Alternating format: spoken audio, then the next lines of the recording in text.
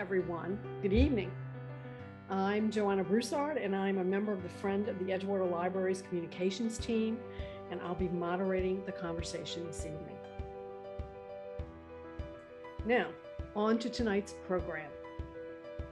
Sanctuary is defined as a place of refuge or safety. What constitutes a refuge will vary from person to person, but the search, whether voluntary or in response to events beyond our control, always begins with the need we have inside of ourselves to feel secure. In tonight's conversation, our three guest authors will discuss the different types and places of sanctuary their characters sought as they followed individual paths to security. We're pleased to have with us tonight Cindy Rassico, who has written a memoir, Finding Venerable Mother, and Veena Rao and Judith Teitelman, authors of the novel Purple Lotus and Guest House for Ganesha, respectively. Aniqua Rana, the author of Wild Boar in the Cane Field, is unable to join us tonight. She had a family emergency and will not be with us. Let me tell you a little bit about our authors. Cindy Rassico's spiritual journey took on new dimensions when she, her husband, and their son moved to Bangkok for 3 years. There, she met her spiritual teacher, Venerable Dhammananda Bhikkhuni, the first fully ordained Thai Theravadian nun. This deepening relationship led to writing her memoir, Finding Venerable Mother, a daughter's spiritual quest in Thailand, which chronicles her adventures along the spiritual path. She currently resides in Point Richmond, California, where she writes and enjoys views of the San Francisco Bay. Veena Rao was born and raised in India, but calls Atlanta home. A journalist by profession, she is the founding editor and publisher of NRI Pulse, a popular Indian American newspaper. Although her day job involves news reports, interviews, and meeting press deadlines, she devotes her spare time to creative writing and long walks in the woods. Purple Lotus is her debut novel. It is the winner of the She Writes Press and Spark Press Towards Equality in Publishing contest. Judith Teitelman has straddled the world of arts, literature, and business since she was a teenager, and worked her first job as a salesperson at B. Dalton Pickwick Bookstore. Life's journeys took her from her bookstores to commercial fine art galleries to the nonprofit arts and cultural sector, in which she has worked as staff, consultant, and educator for more than 3 decades. Throughout this time, Judith continued her pursuit of all things literary. Guest House for Ganesha is her debut novel. She lives in Los Angeles with her husband and 3 beloved cats. Cindy, Veena, and Judith, thank you so much for being here with us tonight. Let's get into our conversation. The first question I want to ask you ladies is, in thinking about your book, how do each of you define sanctuary?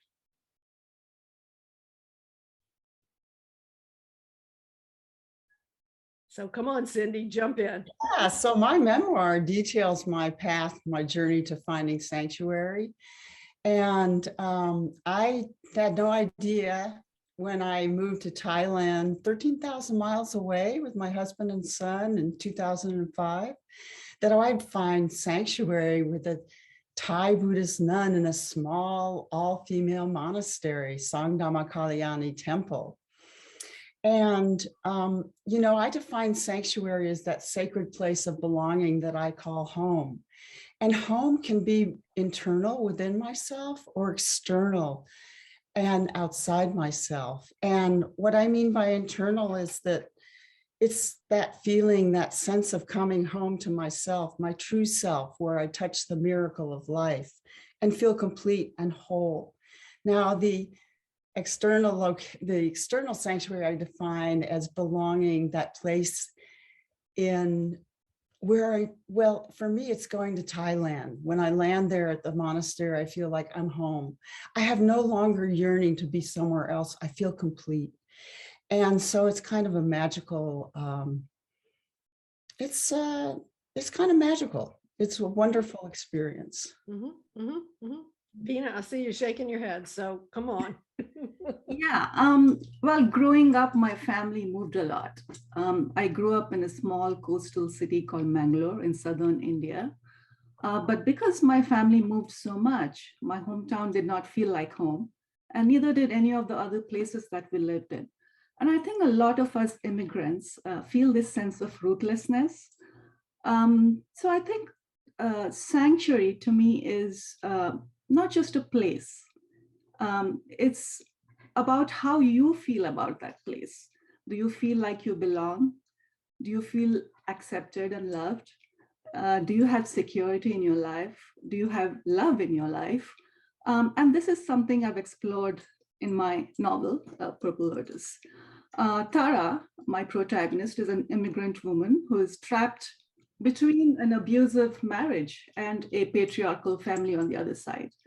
And so, sanctuary for her is a long journey towards self awareness where she has to fight her fears, learn to honor her own worth, and also find the courage to change her circumstances. She realizes through her journey in Atlanta that as long as her inner home is joyful and centered, her outer home is also a happy place. And ultimately, she realizes that her adopted home is more of a home and more of a sanctuary to her than her hometown has ever been. And I feel the same way. I have lived here for 2 decades now, 20 years, and I've created a sanctuary for myself. I have I'm first of all, I'm a citizen. I own a business. I own a home. I have a family and a loving friends, and a community that cares for me and I care for. So a sanctuary to me is a place that that you feel like you belong, and a place that you have created for yourself. Mhm. Perfect. Judith? Or I would say sanctuary for me is safe haven. It's being safe or sheltered from trouble or danger or any negativity and pain. And I think it can be experienced in different ways and at different times in one's life. Sometimes it can be internal and it could be fleeting, momentary, perhaps just through meditation. And other times it could be a destination or a specific location that one is searching for. Okay. And both of those are very much true of my protagonist, Esther, in Guest House for Ganesha. Okay. So I would love for each of you to read a passage from your book. If you would please give us the context before you read the passage so that those of us who haven't had a chance to read can get a sense of where you're going. So who wants to start? Judith? I'm happy to start because it kind of goes along with the definition I just gave, and it's easy. It's the beginning. I'm going to read the prologue. Okay. Okay. Dance, he whispered ever so softly. Dance without memory of your heart being sundered. Dance, never knowing sorrow and pain ever kissed your lips. Move, feel again, recaptured yourself, who you were at 3 when your song was pure and electric with possibilities. Dance with me. He peered down at her with eyes the color of fawn and looked clearly into her soul. His trunk gently touched her right cheek. With his one free hand, he carefully lifted her out of bed. Esther took no notice that her linens and quilt were thoroughly soaked, or that instead of her muslin nightdress, she was wearing layer upon layer of diaphanous silk. She floated into his forearms and let him guide her around the room. Though it was no more than the size of a small closet, somehow there was space enough for leaps and twirls. To an outsider's eyes, they made an awkward and ungainly pair. She, barely 5 feet tall and slender as a rod, he, towering at 8 feet with a voluminous belly and extraordinary countenance. Still, their partnership was graceful and fluid, and the music, an interweaving of bells, horn, tablas, and sitar, seamlessly melded with their steps, as though the composition had been created solely for this dance. Esther felt safe, a feeling long forgotten. It was as though she were once again in her mother's womb, floating in warmth. When the cabin door blew open, they danced onto the deck, now more than ever moving to the motion of the waves not far below. They journeyed in contented silence, words unessential. This was the liberation of movement, the release of the past, and all that had held her captive. After some time, dancing in great abandon, Esther even lost sight of her partner as she whirled and twirled without benefit of support. It was a beautiful, crisp fall night, the first calm sea experience since leaving port. The 4 days prior had been stormy with giant swells, and most of the passengers had severe seasickness. But tonight the sea, and with it the ship, were at peace and gliding easily across the deep. A young couple decided to take advantage of the night's tranquility and went for a stroll around the deck. They came on a barefoot Esther spinning and leaping, completely oblivious to her surroundings. Fearful she would soar over the railing, the man grabbed her, and immediately Esther began to mumble, incoherently it seemed, about a man, about an elephant, about freedom. "My God," he yelled, "she's burning up. Get the doctor." Within minutes, Esther was back in her bed, covered in cloths filled with ice. The ship's doctor forced a few pills down her throat.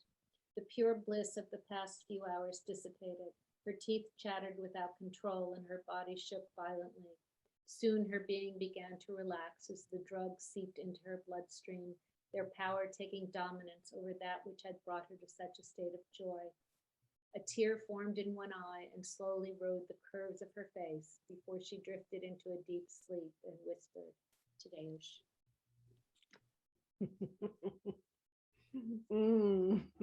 Nice. Very nice. Very lovely. It's a lovely beginning.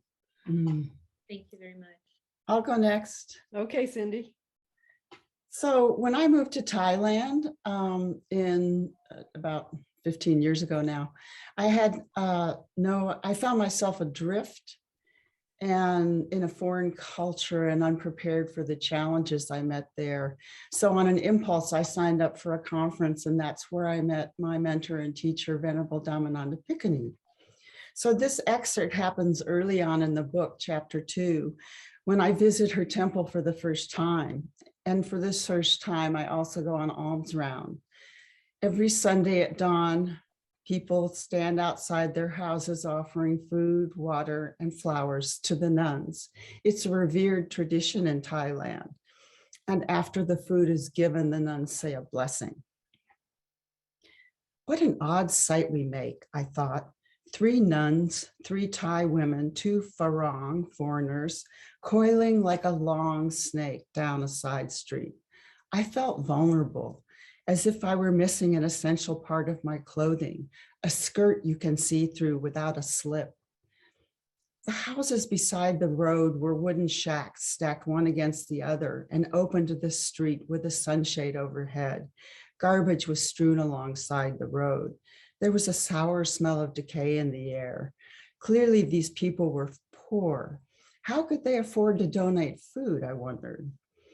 The procession stopped before a house where an old woman stood holding a tin rice pot. Her face was brown and lined with wrinkles. Eyes closed, she raised the pot to her forehead. Her lips moved silently in prayer.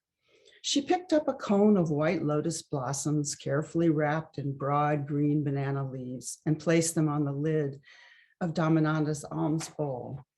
I remained behind Dhammananda while the nuns delivered their blessing. Afterwards, Dhammananda leaned in close to me and whispered, "This woman has cancer." I appreciated knowing something about people's personal stories. Living in a gated community with other expats, I hadn't yet experienced any connection with the Thai people other than my housekeeper. Walking with Dhammananda was like entering a private world, discovering the Thailand that existed beyond the locked gates of a protected compound. Dhammananda turned down a side road onto a dirt path. Through the trees and brush, I could see a small white house with a family seated on the porch. A young man who Dhammananda told us was small for his age sat between his mother and father. He looked like a boy, but as I got closer, his face appeared older. His large head dwarfed his small body. I later learned that he was 35 years old. Well, Dhammananda called everyone in close. I wondered if our group might be intimidating to the young man, but our presence didn't seem to bother him. Perhaps he'd seen foreigners walking in alms round before. He glanced up at Dhammananda with a look of wonder on his face. All eyes focused on this Thai man as we circled around him. Laboring for breath, his chest lifted and fell as he wheezed in and out. He pressed his palm together as his mother lifted a precious spoonful of rice into Dhammananda's alms bowl. Filled with tenderness, Dhammananda bent over to receive the offering. We watched, spellbound. A wave of compassion rose in my chest. My vision blurred as warm tears slid down my cheeks. It was just a momentary flash. Buddhists, Christians, Jews, Thais, Americans, all standing together, connected by an invisible thread of caring. When my vision cleared, faces and colors came into focus. Red flowers appeared richer, pink petals more vibrant. For the first time in Thailand, I didn't feel like a foreigner. Standing in that outdoor sanctuary, I was profoundly grateful to have found Dhammananda, a gifted Buddhist teacher who willingly accepted me, a stranger, into her community. A sense of calm flooded through me as I fell back into the silent procession and we headed back to the temple for breakfast.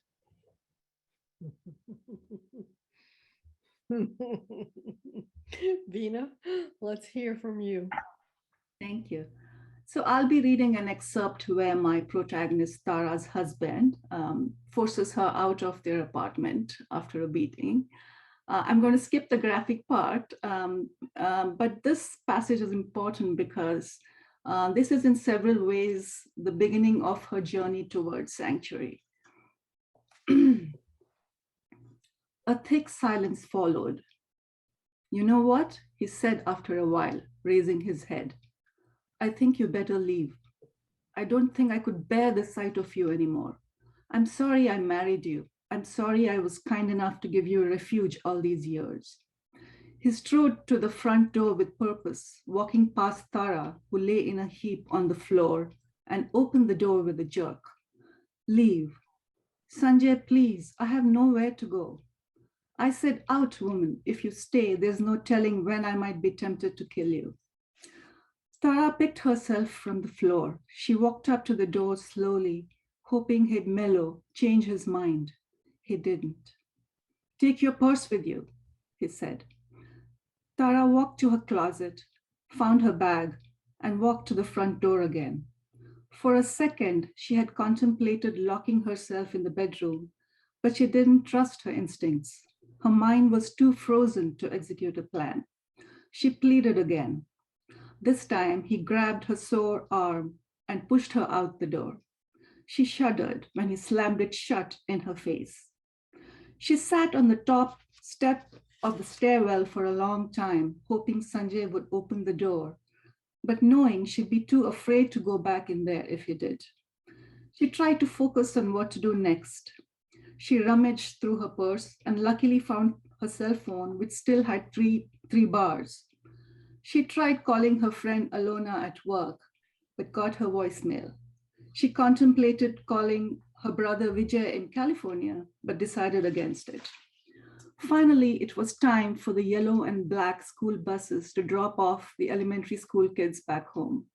When the parents who walked down the stairs to receive the children gave her questioning looks, she pulled herself up and got out of the way. Such an ordinary day for so much drama, for her flimsy semblance of a life to collapse. The sun bore down on her, scorched her sore face. Her head throbbed and her limbs ached. She didn't know what hurt more, the beating or his insults. She let her feet lead her. Her mind was still too much in shock to think of recourse.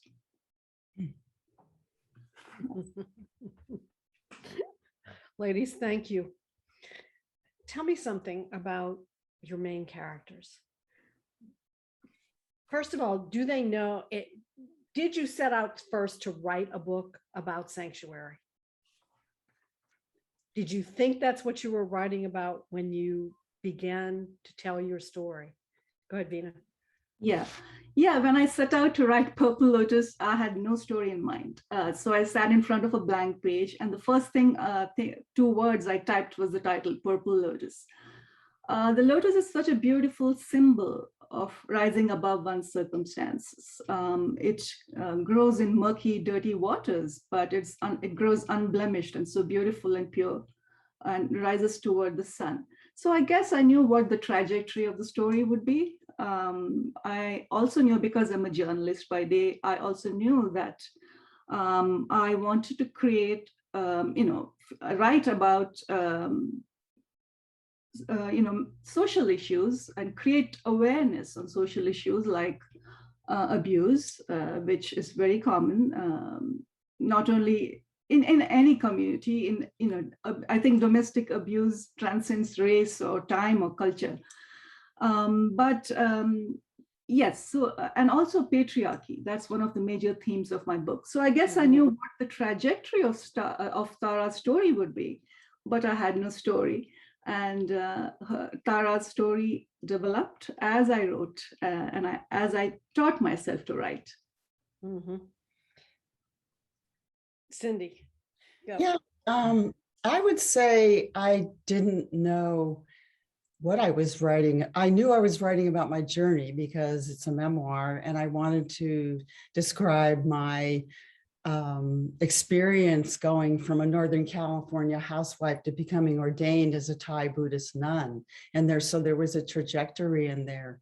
But what was interesting to me was I didn't realize how much it would go into reflecting about my mother and my relationship to my mother.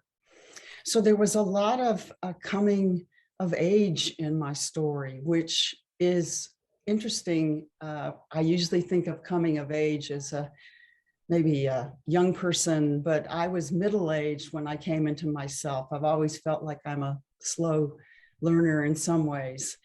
And this was kind of insightful to me. I remember in one chapter, chapter 8, called Mother Love. It was an extremely difficult chapter for me to write. It was painful. And Brooke Warner, who's the publisher of She Writes Press, our press, that we've all been published by, she says that sometimes you come into a place in your memoir where it becomes too painful to write. So you take a short break. You write for 20 minutes and take a break. So I honestly, there's another question actually that came up for me too when you asked this question. I didn't set out to seek sanctuary. Mm-hmm. It was a spontaneous kind of coming into a relationship with my teacher. Mm-hmm. And there's this saying that when the student is ready, the teacher appears. And that's really kind of what happened to me. So I was sort of led by my own spiritual growth, if you will, that carrot on the stick. And I never knew from one page to the next quite what I would be writing, but that's kind of the joy of creating. Mm-hmm. So anyway, that's a few thoughts on your question. Mm-hmm. Judith? Well, for me, I have to be perfectly honest and say that I'm yet another accidental novelist.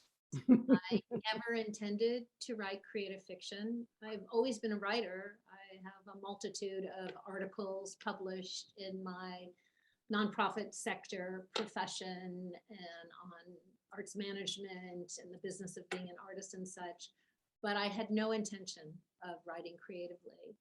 However, I was surrounded by a lot of people for many, many years who said I was a writer. And in 2001, I was actually dragged, literally kicking and screaming, into a friend's new writers group, and I committed. I'm first generation American. I'm German. I was taught by an old world German. So if you commit to something, you do it. And I showed up every Saturday with my soy latte and pen and paper in hand. And about a month or so into it, I thought, I have this title bouncing around in my head. What is this title? Guest House for Ganesha. And so it kind of gave me some direction on those Saturdays, and because I love words and etymology, and okay, and guest house is a house behind a house, it's temporary, what have you. And Ganesha was always special to me because I've always been a student of Eastern philosophies and cultures. And then about 2 months into this writers group, someone who had been very near and dear to me in my early 20s passed away rather dramatically. And it led me to a journal that I had with our time together. And there I found, going through it, nothing leading up to it, nothing after it. And it was dated June 25th, 1983. The title is Guest House for Ganesha. So at that point, it had been percolating for 20, whatever number of years. And then I surrendered, and I wrote a magical realist novel, and it all unfolded in a very magical realist way. Not a week later, I'm in a yoga class, and during Shavasana, the resting, the teacher reads the Rumi poem, The Guest House, which is one of my prefaces. This being human is a guest house. And I understood my whole book. Mm-hmm. Mm-hmm. And so when you asked, did I know I was writing about sanctuary? I knew where it was heading. Mm-hmm. I basically wrote the ending before I even knew I was writing a novel. So in that regard, yes. Okay. All right. Cindy wrote a memoir, so she's not going to answer this question because we've got her story. But for Judith and Vina, you all wrote fiction. And so as we, all of us here are readers. And so we always know that when we read a fiction book, there's a little bit of autobiographical. So could Vina and Judith, could you all talk a little bit about the autobiographical piece and how this relates to you as in your personal life? I get asked this question in every single book club. I bet you do, because it's especially with Cindy, she's kind of laid it all out there. Here I am. And so for you guys, you're heading behind the cloak of fiction here. Right. May I go first, Judith? Sure. Of course. Okay. My story begins with a 6-year-old Tara, my protagonist, on a train with her parents to her hometown. And that actually happened. So like I said, when I set out to write the book, I had no story. So I put myself on a train to Mangalore. But by the second chapter, Tara had evolved into a person of her own with a story of her own. And that's one thing I realized as I wrote my book. Characters have a mind of their own, have minds of their own. And so all I did was follow her after that. But having said that, I must say that there are some incidents from my life that I thought were interesting enough to include in the book. For instance, when I first moved here 20 years ago, I was terrified of driving. I come from a small town where, having a 6-lane highway is unimaginable, even now, even today.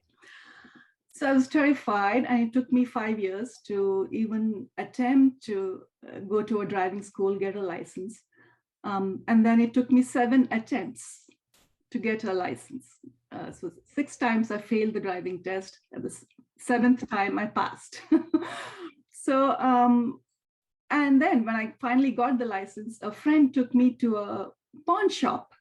And we looked at a 2-door Mitsubishi Lancer, a beat up car.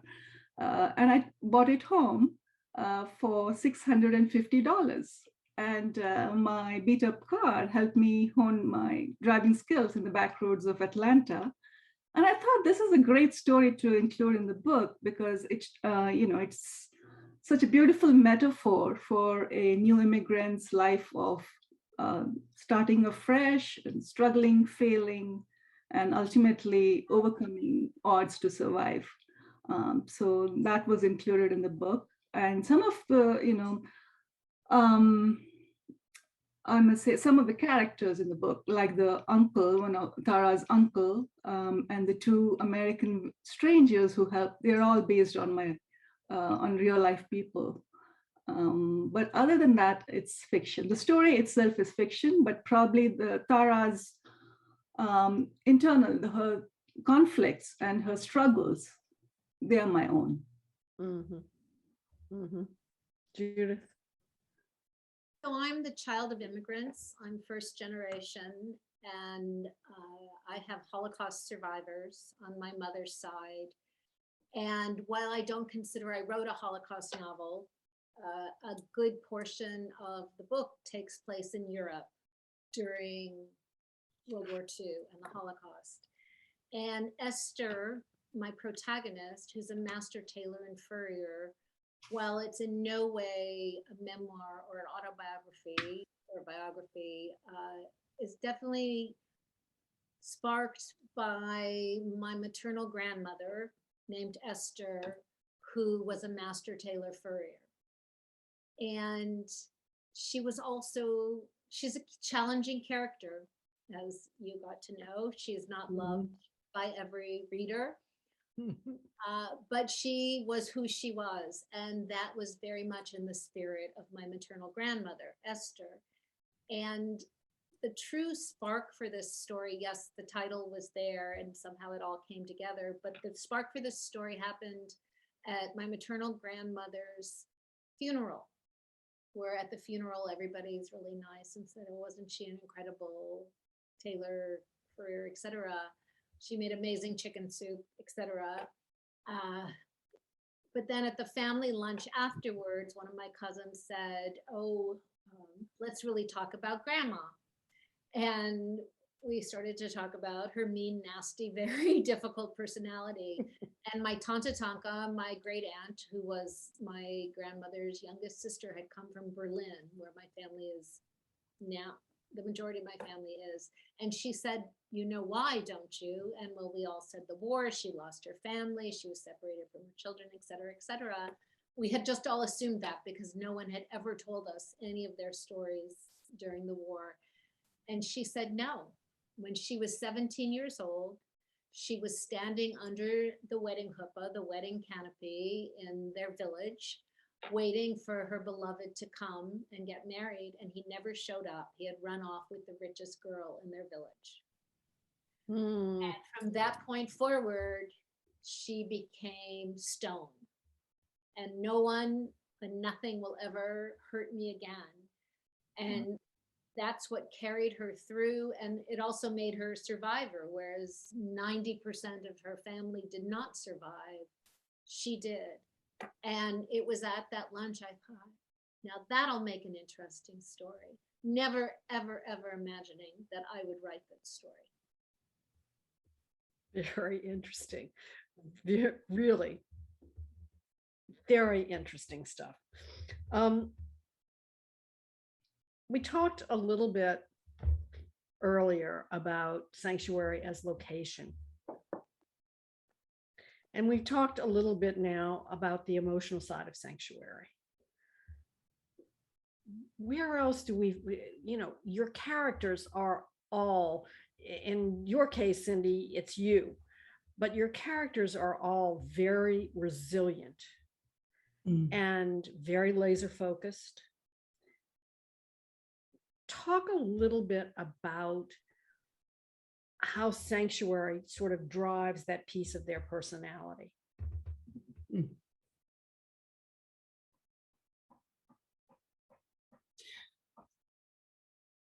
Go ahead, Vina.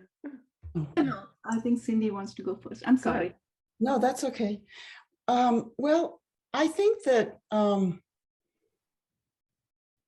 not sure sanctuary drove my search for meaning, but I have always had kind of a spiritual side. And I remember when I was 5 and we lived in South Carolina, and I was playing in the yard with my brother, who was a year older than me at the time. And I turned to him and said, "Where is God?"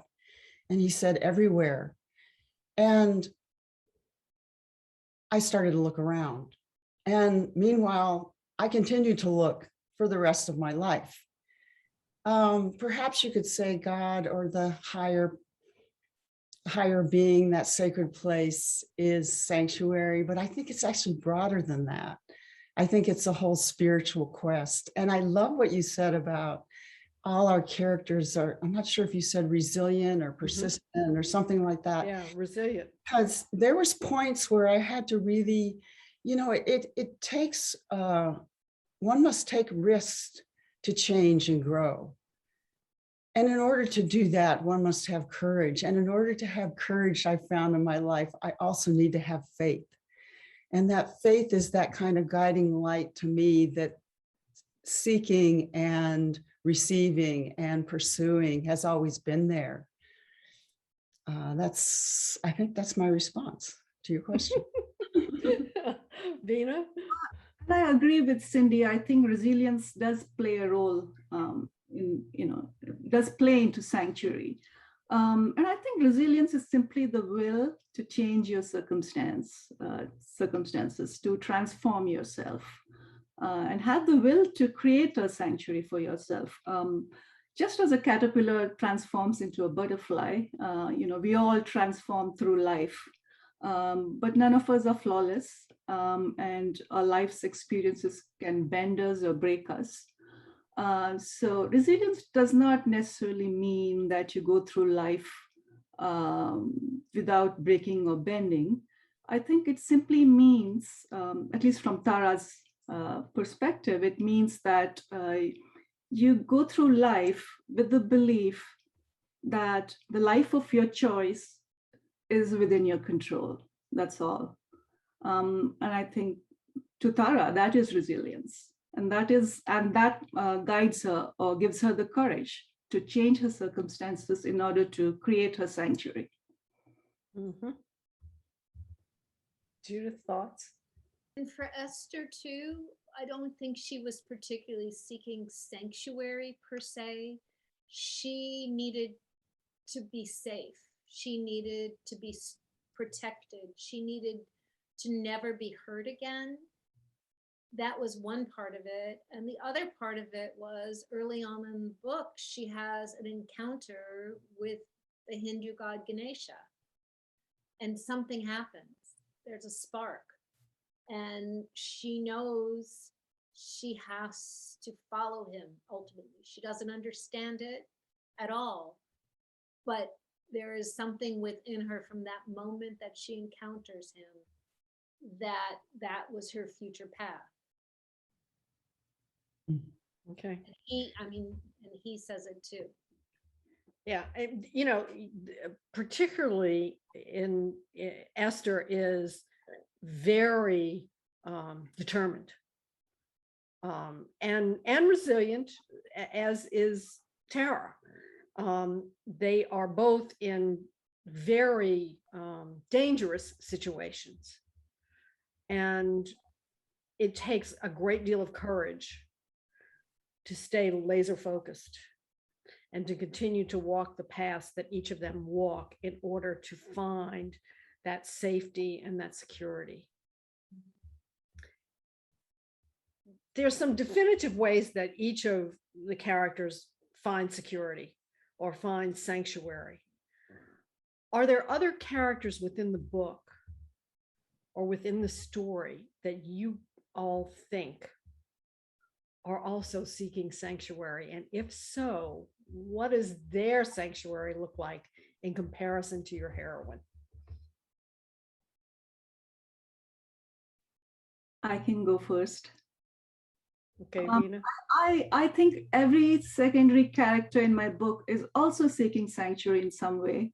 For instance, the Russian friend, Alona, she's seeking lasting love. And the Sanjay, the abusive husband, is also seeking acceptance in his adopted home.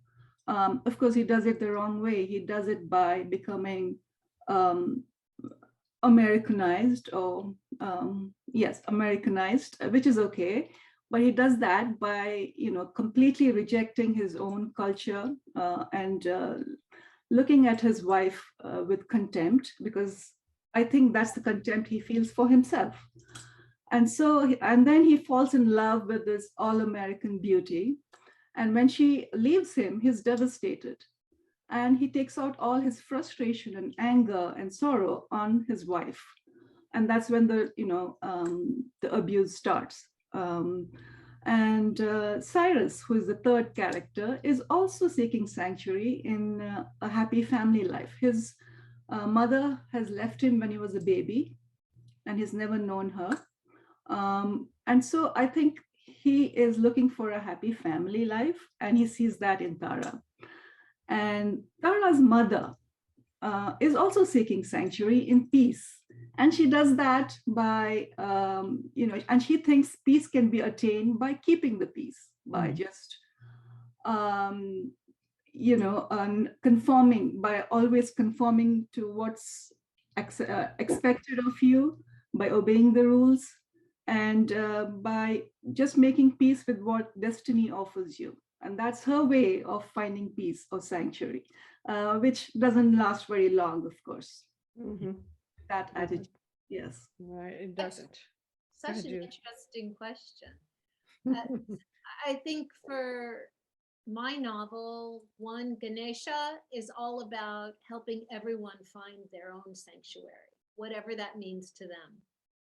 That's one of his missions.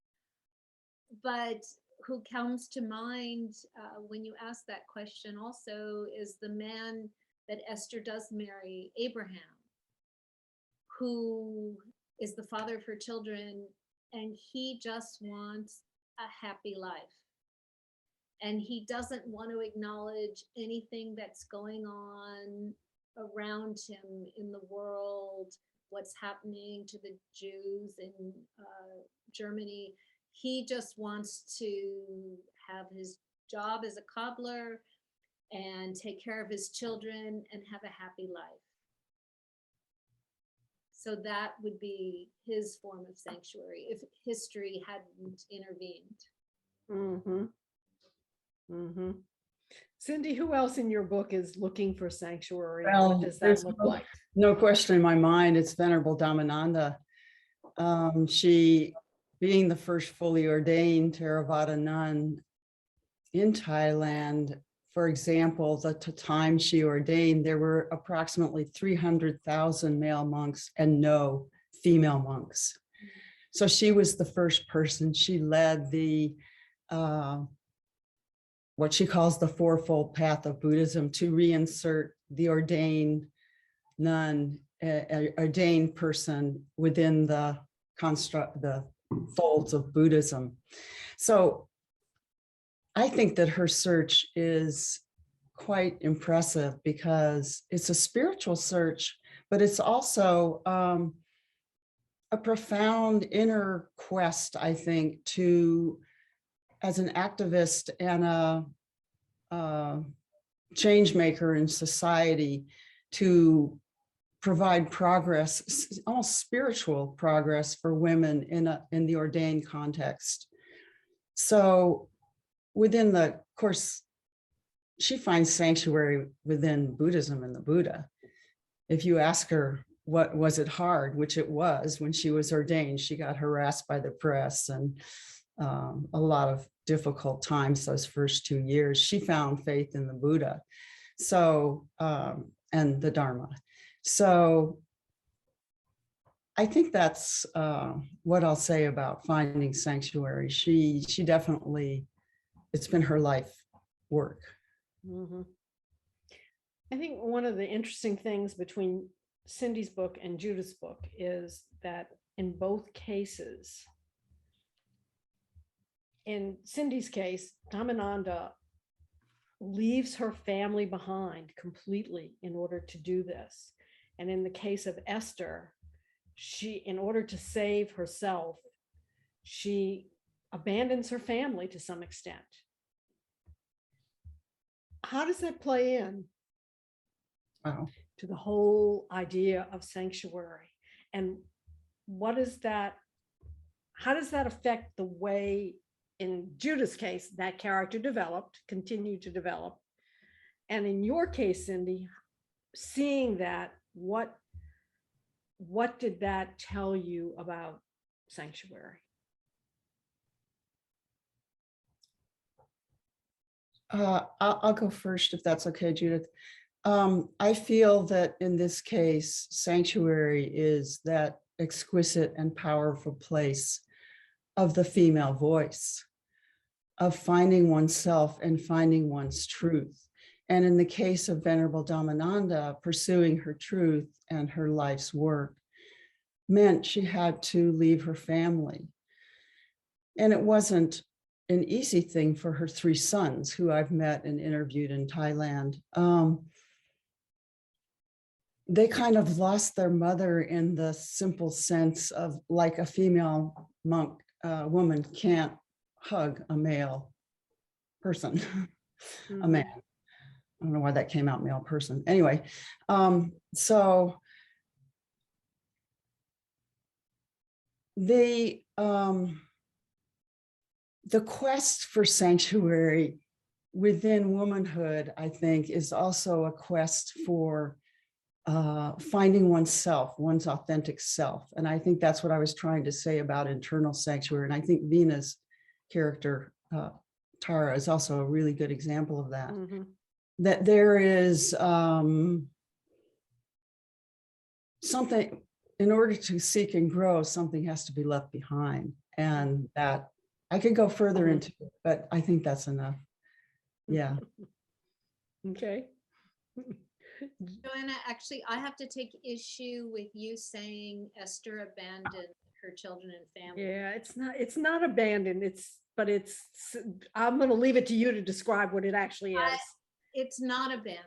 It's and I'm not. very, very clear about that, because even though Esther was very much on a path, and she didn't understand the path, but she knew she had to be on this path, she was incredibly responsible. And she was the one who saved the lives of those children and made sure that they were safe and protected and that they would live through the war. Whereas Abraham wasn't capable of doing that. So while a lot of people might consider Esther abandoning her children, she actually Saved them. protected them. Yeah, she did. Absolutely.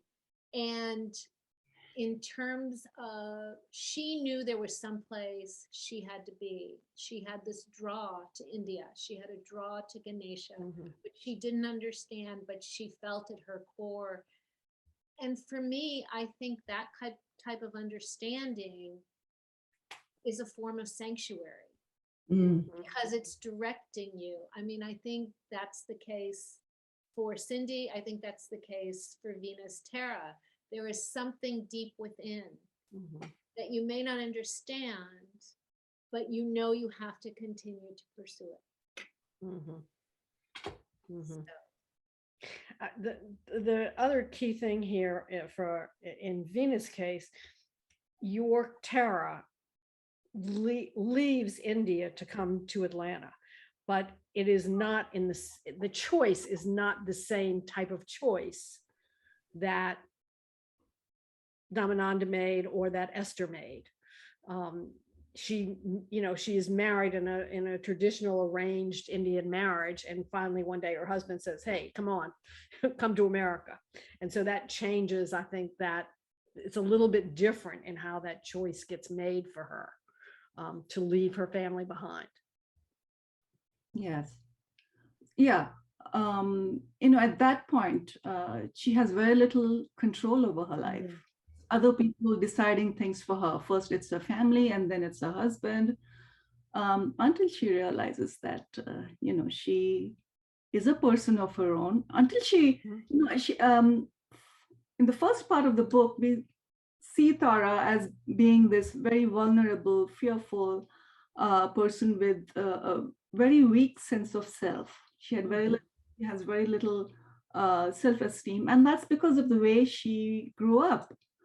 She feels abandoned by her parents. Her parents moved to Dubai, but they leave her behind with her aging grandparents. And then her uncle, who was like a father figure, he he falls victim to the voices in his head, and he starts to target her. He's a schizophrenic. And so she is isolated into her room. And then I had to, as a writer, I had to wonder what this might do to a young girl's psyche. And so Tara grows up with deep-rooted fears of abandonment. And then you see her parents trying to control her every move, getting her married and, from a long distance, deciding every move of hers. And she allows them to do that up until the point that she creates her own sisterhood in Atlanta, finds love, and finds she's on her quest to finding her sanctuary, and that's when she comes into her own, and she realizes that she has control over her life. It's up to her to fight her fears, fight patriarchy, fight abuse, and find her life for herself. Interesting. Which is- Okay, so we've Sorry. go ahead, Judith. I just wanted to say that that description you just said, Veena, is very similar to Esther. Mhm. Finding self. Yeah. And Cindy. Yeah. Yep. So we have some audience questions, and so here we go. To what extent do we have a responsibility for helping create sanctuary for others? And what does that look like? Mhm. Well, go ahead, Veena. You go ahead, Veena. Go ahead, Veena. I'm sorry, can you repeat the question again? Sure. To what extent do we have a responsibility for helping others create sanctuary, or helping to create sanctuary for others? And what does that look like? Well, I think as a writer, I do feel a sense of responsibility to help create a sanctuary. In fact, my entire book is written because I wanted to create grounds to have a healthy conversation on these topics. And creating sanctuary is one of the topics. Creating a safe space, a safe haven, being comfortable enough to talk about abuse or mental illness. I do feel a sense of responsibility as a writer and as a journalist as well. And even as a community, I think we all have a sense of responsibility to help others, especially in my case, women who are victims of domestic violence or sexual assault. We as a community need to get together to create safe spaces for such women. Especially in some immigrant cultures, such as the one I come from, where there's such a deep sense of shame talking about these issues. Deep sense of shame. A woman who steps out of line, as they say, is socially isolated, and she has to live with labels, and makes her life really hard. So, having conversations and helping each other is a great start. Okay. Cindy? Yeah, I feel that creating sanctuary, if I could translate it into a more holistic word, is providing a sense of healing and compassion in the world. And certainly when I met my teacher, Venerable Dhammananda, she was one of the most compassionate people I ever met. And I thought, I like that. I want to get me some of that. And so part of why I wrote the book was to let other people know that healing, faith, and forgiveness is possible. And that to me is the essence of sanctuary, that perhaps that safe haven that Judith talked about.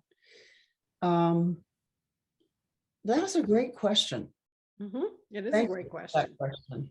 Great question. Judith, you have anything?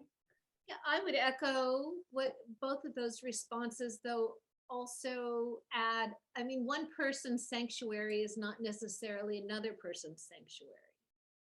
So, it would be hard to do it for everyone, but I think not dissimilarly to what Cindy and Vina said, Ganesha is all about warmth and loving and compassion and honesty and purity. And that's the most I could hope for that others would reap from reading the book, a sense of that. Mhm, mhm. So here's another question from the audience. Is sanctuary something you find, or is seeking sanctuary an ongoing practice? Wow. I'll just, as I said in my definition in the beginning, I think it can be experienced in different ways at different times, and it could be fleeting, and that's okay. It could be during meditation. I wanted to start with the prologue of my novel because at the very beginning, Esther has sanctuary, but it is fleeting and it dissipates. And then she spends the rest, the 350 plus pages, searching. So, and as was also mentioned by others, it could be a location or it could be internal. And both are right, and both can happen throughout one's life. Let me quickly add that I do believe that sanctuary is ongoing because life is ongoing. Life changes, right? And we all change with life, and our circumstances changes. And I think sanctuary means different things to different people, like Judith said. For a woman in Afghanistan, for instance, sanctuary could mean just being able to live her life without being stripped of her basic human rights, right? I'm on a panel with an Afghani writer next week, and she's just made it. She escaped from Kabul and just made it to an immigration camp in Houston. And we were on a Zoom call last week, and her internet connection kept dropping. We could hear voices in the background, children yelling and crying, and yet she described the camp as heaven. So that you and I would not describe an immigration camp as heaven because we are in a different space, and so that really spoke to me. For a woman who's stripped of, who has just escaped a brutal regime with a young son, an immigration camp could mean sanctuary. Mm-hmm. I just want to add that. Mm-hmm. So sanctuary does mean different things to different people. I had something I wanted Go to ahead, say Cindy. in answer to that question. I thought it was interesting that is it seeking and finding? I wanted to say it's both. And that I feel because we're human, there has to be a striving towards something, but also in my definition of sanctuary, that sacred place of belonging that we call home. Sacred to me is something that is part of a larger whole, and it's not necessarily something I will or try to determine. It's something that happened to me. Mm-hmm. So there's a place for the sacred within the sanctuary in my definition. Mm-hmm. Okay. Mm. So the audience also wants to know, are you all planning more books? Yes. Who wants to start? Who wants to share? Go ahead, Judith. So I have a second novel underway. It's called Future Memories. It's rather different. It doesn't have a Hindu god, at least not yet. but it's kind of like the through line story is a big city girl and a small town southern boy. But it's really a story about what makes memory and why we hold on to certain things that happen to us that are seemingly incidental while huge events just dissipate. And it also has the concepts of time woven into it. So the novel starts on a specific date and then it jumps ahead and it goes back, and it's quite a somersault, but it's fascinating to write. And hopefully it'll be fascinating for people to read. All right. And I love that it's at least partly based in Georgia, I'm thinking. It is, a big part of it is based in Georgia, yes. Though the town, Vina, is unnamed. Okay. I'm never going to name the town. There you go. It sounds complex and intriguing, just like your first book, Judith. Thank you. So Vina and Cindy, are you guys writing? What are y'all working on? I am working on a second book. It comes inadvertently through a new series that I'm doing called Casual Buddhism, which is a series of informal conversations in which people come onto my show and on the video and get to interact with Venerable Dhammananda, and they have a dialogue and a sharing conversation about any question they may have. And why I say this is the basis for my second book, which is going to be kind of wisdom from Venerable Dhammananda on everyday subjects. So it'll be a book about everyday Buddhism, much in the genre of maybe a self-help book or meditations on daily life or something like that. So that'll take me a couple of years because I have to gather enough shows to get the content. There you go. Okay. Vina, what's on your plate? Yes, my second novel is also set in Georgia, in rural Georgia. My first book is set in Metro Atlanta.